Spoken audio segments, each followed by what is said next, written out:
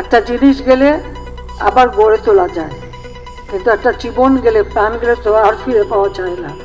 আর যারা আপনজন হারিয়েছে, যে মা তার সন্তান হারিয়েছে, যে সন্তান যার বাবা হারিয়েছে, তাদের কষ্ট আর কেউ না বুঝুক, আমি তো বুঝি।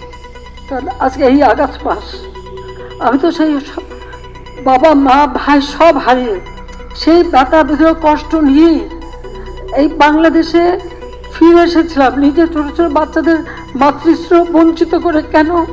বাংলাদেশের মানুষের জন্য, যে এই দেশের মানুষের সুন্দর জীবন পাবে, উন্নত জীবন পাবে।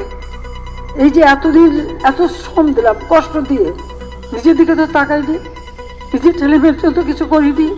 যা কিছু করছি মানুষকে দিয়েছি, প্রতিটি মিনিট প্রতিটি সময় দিন রাত পরিশ্রম করেছি। কারণ তিনি আমাদের রক্ত দিয়ে গেছে, তিনি কিছু নিয়ে যাননি, কিছু নিয়ে যাননি।